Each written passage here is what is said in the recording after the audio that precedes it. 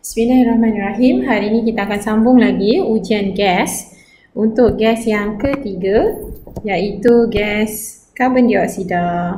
Okey. So, kalau ada yang dah nampak, sebenarnya saya dah upload segala ujian gas ni dalam bentuk eksperimen. Tapi yang tu tak ada penerangan lah. Okey. So, sekarang ni saya akan record video untuk penerangan gas karbon dioksida beserta eksperimen dia lah. Okey ya. So, kita tengok dulu video untuk macam mana nak menjalankan eksperimen ni.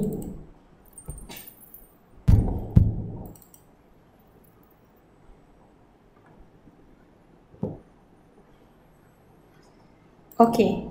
So, kita sebenarnya bila nak buat ujian gas karbon dioksida, kita boleh masukkan mana-mana logam karbonat. Biasanya bukan mana-mana, kebanyakan. Okey, kita boleh masukkan kebanyakan logam karbonat. Maksudnya tak semestinya kita guna zinc karbonat. Kita boleh juga guna kalsium karbonat, kuprum 2 karbonat, plumbum 2 karbonat. Okey, untuk ujian gas karbon dioksida. Kenapa kita guna garam karbonat? Sebab garam karbonat ni bila kita panaskan, dia akan terurai. Kebanyakan garam karbonat bila dipanaskan akan terurai, menghasilkan logam oksida dan gas karbon dioksida.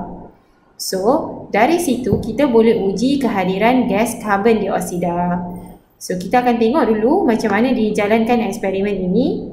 So, kali ini saya menggunakan zinc karbonat seperti yang ada dalam muka surat 191 buku teks tu. Okay. So, zinc karbonat adalah satu pepejal berwarna putih. So, kalau nampak dekat dalam tabung uji ni, okey. So, apa yang dah berlaku tadi, pelajar saya ni, dia dah masukkan zinc karbonat dalam tabung uji ni. Okey. So, selepas itu, diapit tabung uji tu secara melintang. Okey. Lepas tu di hujung sini, kita tutup dengan gabus yang disambung kepada salur penghantar. Okey.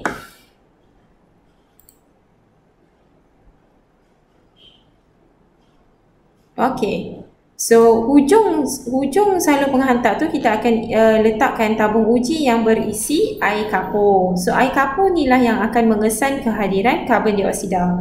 Nanti saya akan cerita kenapa bila karbon dioksida tu ada, air kapur tu menjadi keruh. Okey, kita bubuh sedikit sahaja ya air kapur. Kalau terlalu banyak, nanti kita tak akan dapat mengesan kekeruhan air kapur tu.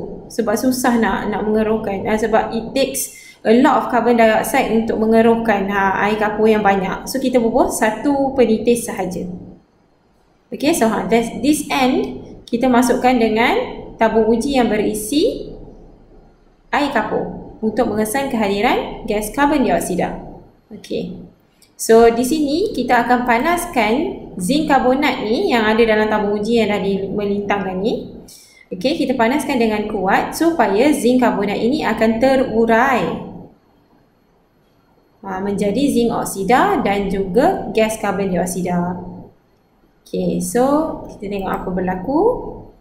Zinc karbonat apabila dipanaskan, apa yang akan berlaku? Okey, so kalau perasan kat sini ada gelembung gas dah. Gelembung gas. Okey, kita akan sebut dia sebagai gelembung gas bukan gelembung udara. Apa beza gelembung gas dengan gelembung udara? Gelembung gas maksudnya ada satu sahaja gas yang terbebas. Kalau gelembung udara kita ada gas nitrogen, gas oksigen, gas karbon dioksida, gas adi atau gas nadir. So, bila kita sebut gelembung udara, itu adalah istilah yang salah. So, kita kena sebut gelembung gas terbebas. Gelembung gas ini tidak berwarna. Okey. Tapi dia menjadikan air kapur tu menjadi keruh. So, perasan tak tadi? Air kapur dah jadi keruh. Kita tengok before. Before, sebelum dipanaskan tu, mana? Ni. Ini sebelum dipanaskan, air kapur dia clear. Tidak berwarna. Okey, tidak berwarna. So, setelah dipanaskan zinc karbonat, okey, air kapur itu menjadi keruh. So, tengok properly. Macam mana air kapur tu menjadi keruh? There. Okay, air kapur tu menjadi keruh. So, in English, you either use milky, lime water becomes milky, chalky atau cloudy. Okay. So the moment kita nampak the moment kita nampak air kapur ini menjadi keruh, maksudnya kita tahu bahawa gas karbon dioksida itu terbebas. Okey, itu bahagian gas karbon dioksida. Kita juga boleh perhatikan bahawa zinc karbonat ini sebenarnya menjadi kuning. Okey. So zinc karbonat, bukan zinc karbonat tu yang menjadi kuning. Zinc karbonat selepas terurai dia menjadi satu bahan iaitu zinc oksida. This zinc oksida masa dia panas dia kuning. Bila dia dah sejuk dia putih. It's not zinc karbonat again tau. Dia tak boleh patah balik menjadi zinc karbonat sebab ini adalah sifat kimia. Sifat kimia adalah tindak balas kimia yang mana bila dia dah jadi something, contohnya zinc karbonat, dia dah terurai, dia dah jadi zinc oksida dan karbon dioksida, dia tak boleh patah balik jadi zinc karbonat. Macam telur kalau kita dah goreng, dia tak boleh patah balik jadi telur yang belum goreng kan. So lebih kurang macam itulah maksudnya. Okay. So zinc karbonat ini selepas terurai dia akan jadi pepejal yang berwarna kuning bila panas, putih bila sejuk, iaitu zinc oksida. Okey, so saya akan tulis persamaan kimia bagi tindak balas ini. Okey, so kita guna zinc karbonat. So zinc karbonat is ZnCO3. So bila dipanaskan, biasanya kita bubuh simbol inilah, tapi kalau tak ada pun never mind, tak ada masalah. Okey, zinc karbonat apabila dipanaskan, dia adalah satu logam karbonat, dia akan hasilkan zinc oksida dan gas karbon dioksida. Okey, so kita sebut tadi zinc oksida ni adalah pepejal kuning apabila panas, putih apabila sejuk. Again saya nak reinforce, bila dia jadi putih tu bukan bermakna dia dah tukar menjadi zinc karbonat balik. Tak.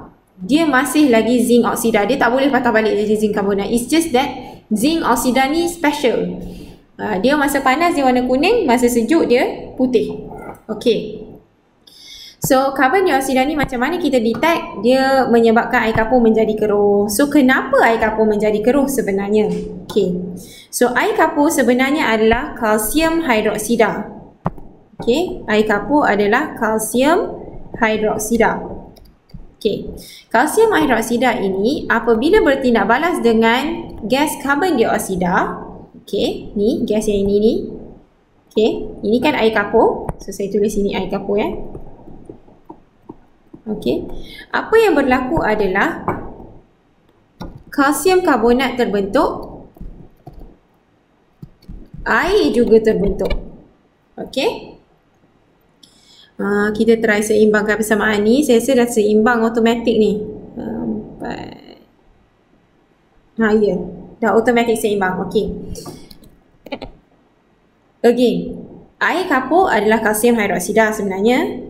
Bila bertindak balas dengan gas karbon dioksida yang dibebaskan itu, akan terhasil kalsium karbonat dan air. Kalau ingat lagi beginning of this chapter, you ada belajar satu perkara iaitu keterlarutan garam dalam air. So kalsium karbonat adalah satu garam karbonat yang tidak larut air. So yang sebenarnya you nampak keruh air kapur tu sebenarnya kalsium karbonat ni dia dah masuk dalam air and dia tak larut dalam air. So you nampak dia macam mendakan yang halus. Macam mana how to explain? Yang you nampak lah dalam video tu. So kekeruhan air kapur tu adalah disebabkan kalsium karbonat ini tidak larut di dalam air. So itu sebab kita nampak air kapur tu menjadi keruh. Okey, saya harap you tak pening daripada explanation ni. Kalau ada apa-apa masalah boleh tanya dalam ruangan komen. Okay, sekian. Terima kasih. See you in the next video.